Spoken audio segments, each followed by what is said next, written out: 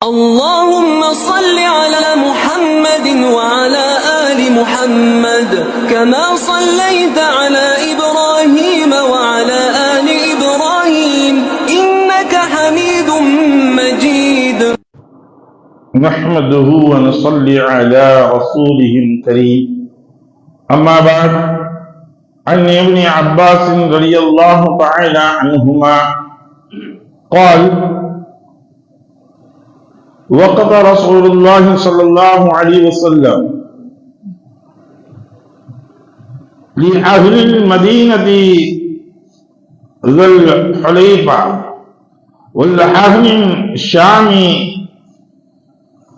جحفة والأهل النجد قرن المنازل والأهل اليمن لملم إلى آخره أو قال النبي صلى الله عليه وسلم.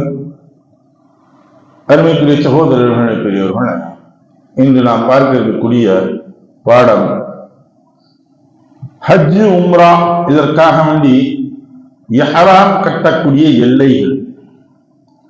ஏன்னா இந்த இஹ்ராம் கட்டக்கூடியது இருக்கின்றது, இது அங்க மக்காவிலேயே இருக்கக்கூடிய இடத்துல ரூம்ல எடுத்து கட்டிட்டு போயிட முடியாது. அதற்கு முன்பதாகவே இஹ்ராம் கட்டியவர்களாக தல்பியாவை மொழிந்தவர்களாக செல்ல வேண்டும். இந்த இஹ்ராம் கட்டக்கூடிய எல்லைகளை பற்றி ரசூலுல்லாஹி ஸல்லல்லாஹு அலைஹி வஸல்லம் அவர்களிடத்தில் இப்னு அப்பாஸ் ரலியல்லாஹு தஆலா அன்ஹு அவர்கள் கூறியதாவது: ரசூலுல்லாஹி ஸல்லல்லாஹு அலைஹி வஸல்லம் அவர்கள் மதீனா வாசிகளுக்கு துல் ஹலீஃபாவையும் ஷாம் சிரியா வாசிகளுக்கு அல் ஜஹபாவையும் நஜத் வாசிகளுக்கு கர்னுல் மனாசிலையும் யமன் வாசிகளுக்கு லம்லமையும் இஹ்ராம் கட்டும் எல்லைகளாக நிர்ணயித்தார்கள். மேலும் ரசூலுல்லாஹி ஸல்லல்லாஹு அலைஹி வஸல்லம் அவர்கள் கூறினார்கள், இந்த எல்லைகள் இங்கு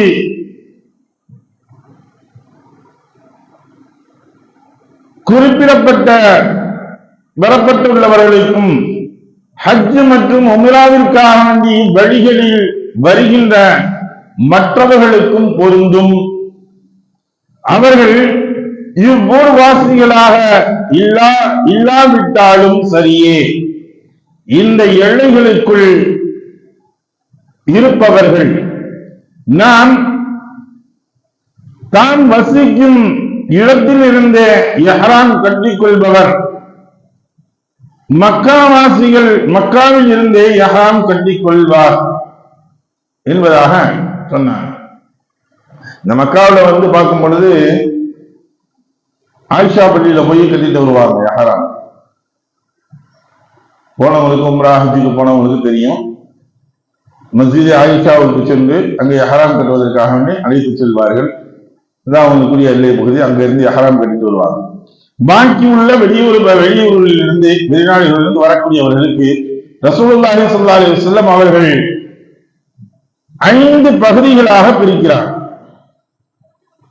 5 வழிகளாக பிரிக்கப்பட்டு அந்த 5 வழிகளையும் சொல்கின்றார்கள். என்ன? துல் ஹலைஃபா ஃபர்ஸ்ட் முதலாவது ரசூலுல்லாஹி சொன்னது துல் ஹலைஃபா. இது மக்காவில் இருந்து 420 கிலோமீட்டர் தூரத்தில் இருக்கக்கூடிய இடம்.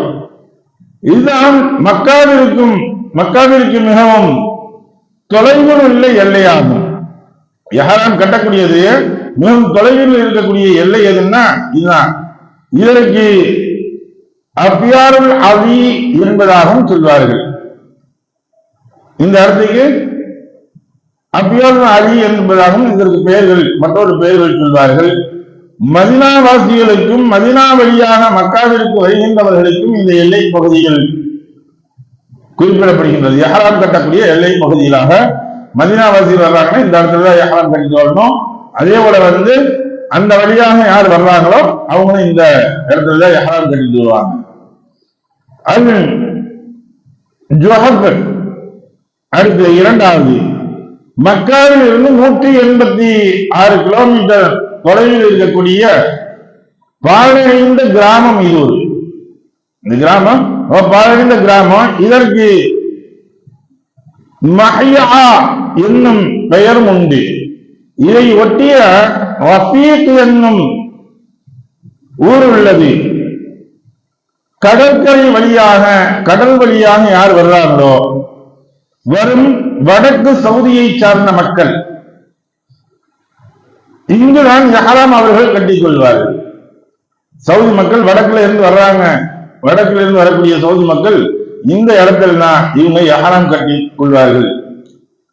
அதே வழியாக வேற யார் வர்றாங்க, எந்த நாட்டுக்காரங்க வர்றாங்கன்னா வட ஆப்பிரிக்கா, மேற்கு ஆப்பிரிக்கா, லெபனான், சிரியா, ஜோர்டான் மற்றும் பாலஸ்தீன நாட்டை சார்ந்தவர்கள் இந்த வழியாக அவங்க வர்றாங்க.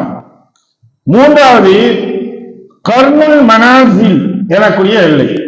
இந்த கர்னுல் மனாசில் எனக்கூடிய எல்லை எங்க இருக்குது அப்படின்னா மக்காவில் இருந்து 78 கிலோமீட்டர் தொலைவில் இருக்கு. சைனுல் கபீர் என்னும் என்று இதை அறியப்படக்கூடிய ஒன்றாக இருக்குது. கிழக்கு சவுதியில் உள்ள நஜ்து பகுதி மக்கள் அந்த வழியாகத்தான் வருவார்கள். அதே போல வளைகுடா நாட்டை சார்ந்த மக்களுக்கும் இதுதான் இஹ்ராம் கட்டக்கூடிய எல்லையாக இருக்குது. நாலாவதாக யலம்லம் எனக்கூடிய இந்த இடம் மக்காவில் இருந்து 120 கிலோமீட்டர் தொலைவில் உள்ள ஒரு பள்ளத்தாக்காகும். இது யமன் வாசிகளுக்கும் எல்லையாகும். இந்த வழியாகத்தான் இப்ப இந்தியாவில் இருந்து செல்லக்கூடியவர்கள் இங்கதான் நம்ம என்ன செய்யறோம், இளம்னா என்று சொல்லக்கூடிய இடத்தில் தான் நாம் இஹ்ராம் கட்டுவதற்கு எல்லை பகுதியாக இருக்குது. இந்த பிளைட்ல முன்னாடி கப்பல்ல போறப்பையும் சரி, அதுக்கு முன்னாடி இப்ப பிளைட்ல போகக்கூடிய சரி, அந்த எல்லை பகுதியை வரக்கூடிய சமயத்துல இஹ்ராம் கட்டாதவங்க இருந்தீங்கன்னா கட்டிக்கிங்க அப்படின்றாங்க. இப்ப மேக்சிமம் எல்லா பேரும் ரூம்ல தங்கி இருக்கக்கூடிய இடத்துல ரூம்ல இருந்தே கட்டிட்டு போயிடுறாங்க. இல்லாட்டி இங்க இந்த ஊரில் நம்ம எங்க இருந்து பரப்புறாங்களோ அங்க இருக்கக்கூடிய ஏர்போர்ட்ல வச்சு கட்டி கொண்டு போயிடுறாங்க. ஏன் அந்த இஹ்ராம் விஷயங்களை நாம் அந்த எல்லை பகுதியில் கட்டுவது கூட சிறந்ததா அப்படிங்கன்னா, இவங்க ஏதாவது ஒரு தவறுகள் செய்து விட்டாலும் கூட அதற்கு தண்டனைகள் என்பது இருக்குது, அதுக்கு பரிகாரம் என்பது செய்யணும். இந்த நறுமணம் பூசக்கூடாது, எல்லாம் செய்யக்கூடாதுன்னு சொன்னோம். அதே போல எந்த ஒரு தொந்தரவும் பேசக்கூடாது, சாதாரண பேச்சுக்கள் கூட கொஞ்சம் தடிமனான வார்த்தைகள் வந்துவிடக்கூடாது. ரொம்ப கட்டுப்பாடுகள் இஹ்ராம் என்பது சொல்லக்கூடியது ரொம்ப கட்டுப்பாடான ஒன்று. அதுக்கான அந்த எல்லை பகுதியில் வரக்கூடிய சமயத்துல இறம்னா என்று சொல்லக்கூடிய ஒன்னும் சொல்வதாக இருந்தா ஜித்தா ஏர்போர்ட்ல இறங்கிறாங்க. ஜித்தாவில இருந்து போகக்கூடிய சமயத்தில அந்த எல்லை பகுதியில் வரும் பொழுது இவங்க சொல்லிடுவாங்க, இங்க இருக்கு உங்களுக்கு வந்துருச்சு இடம்ல இஹ்ராம் கட்டாத கட்டிக்கிங்க அப்படின்னு அது அறிவிப்புகளை கொடுக்கப்படும். அதுக்கு பிறகு ஐந்தாவதாக ஜாத்துல் இயப்பத். இந்த இடம் மக்காவில் இருந்து கிழக்கு 100 கிலோமீட்டருக்கு தொலைவில் உள்ள இடமாக இருக்குது.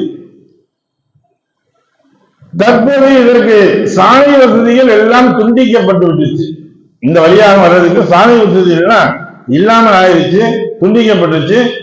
இப்ப எதுவும் போட்டுருக்காங்கன்னு தெரியல, முன்னாடி துண்டிக்கப்பட்டதாக இருந்துச்சு. ஏன் அப்படின்னா இந்த வழியாகத்தான் ஈராக் வாசிகள் வரக்கூடிய எல்லை பகுதிகளாக இருந்துச்சு. அவங்களுக்கு வரக்கூடியது இந்த பக்கம் தான் மக்காக்குள்ள நுழைய முடியும். ஈராக் வாசிகள் இந்த வழியாகத்தான் நுழைய முடியும். ஈராக்குடைய மக்களின் காரணமாக எந்த அளவிற்கு சவுதி அரேபியாக்கள் பிரச்சனைகளை சந்திச்சுங்கிறது எல்லாம் தெரியும். நம்மளுக்கு 72 இருந்து பெருங்கொண்ட போர்கள் எல்லாம் காபத்துல்லாஹ் உள்ளேயே நடத்தினாங்க. இந்த ஷியாக்கள் என்று சொல்லக்கூடிய இவர்களுக்கும் சுன்னிகளுக்கும் மத்தியில் இன்று வரை சில இடங்களில் போர்கள் நடக்கக்கூடியது, பிரச்சனைகள் நடக்கக்கூடியது நடந்து கொண்டேதான் இருக்குது. இந்த ஷியா முஸ்லிம்களுக்கு சுன்னி முஸ்லிம்களுக்குன்னு சொல்லி பிரச்சனை நடக்குது. இதனுடைய ஒரு கட்டுப்பாட்டில் தான் அந்த சாலை மார்க்கங்கள் கூட சரியான முறைகளில் இவர்கள் செய்யாமல் இருக்கின்றார்கள் என்பதுதான். இந்த 5 இடங்களும் 5 நபர்களுக்குரிய ஒரு எல்லை பகுதிகளாக நுழையும் எல்லை பகுதியாக ரசூலுல்லாஹி ஸல்லல்லாஹு அலைஹி வஸல்லம் அவர்களே நிர்ணயம் செய்து வைத்து விட்டார்கள். அதற்கு பின்னால் நாம் செய்யக்கூடியது இஹ்ராம் கட்டிய உடனே இந்த ஊர்களின் வழியாக நுழையலாம்.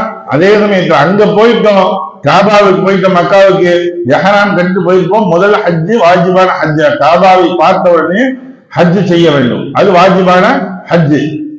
வாஜிபான உம்ரா, காபாவை பார்த்த உடனே செய்யக்கூடிய தவாப்பு உம்ரா வாஜிபான உம்ரா. இதை செஞ்சு முடிச்ச உடனே இஹ்ராம் கழட்டிடுவாங்க, ரூம்ல போய் குளிச்சுட்டு கழட்டிடுவாங்க. அதுக்கு அடுத்து இவர்கள் இஹ்ராம் கட்டுவதாக இருந்தால் ஆயிஷா பள்ளிக்கு இவங்க போவாங்க. ஆயிஷா பள்ளிக்கு போய் அங்க குளிச்சுட்டு அங்க பழைய இஹ்ராம் கட்டிட்டு அங்கிருந்து வருவாங்க. அடுத்த தவாப்புகளை இவர்கள் தொடர்வதற்காக வேண்டி வருவார்கள். மக்காவில் இருக்கக்கூடியவர்களுக்கு, காபாவை சுற்றி இருக்கக்கூடியவர்களுக்கு எல்லை பகுதிகளாக இருக்கு. இதை தாண்டி இருக்கக்கூடியவர்களுக்கு எல்லை பகுதியில் ரசூலுல்லாஹி ஸல்லல்லாஹு அலைஹி வஸல்லம் அவர்கள் கூறியதை நாம் பார்த்தோம், கேட்டோம். உள்ளவங்களாக எதை படித்தோமோ எதை கேட்டோமோ அதை விளங்கி நடக்கக்கூடிய நன்மக்களாக நம் ஆக்கி அருள்வானாக. வாஹிர் தஅவானா அல்ஹம்துலில்லாஹி ரப்பில் ஆலமீன். சுப்ஹானல்லாஹி வபிஹம்திஹி சுப்ஹானக்கல்லாஹும்ம வபிஹம்திக வநஷ்ஹது அன் லா இலாஹா இல்லா அன்த வநஸ்தக்ஃபிருக வநதூபு இலைக். ஆமீன். சுப்ஹான ரப்பிக ரப்பில் இஸ்ஸத்தி அம்மா யசிஃபூன் வஸ்ஸலாமுன் அலல் முர்ஸலீன் வல்ஹம்துலில்லாஹி ரப்பில் ஆலமீன்.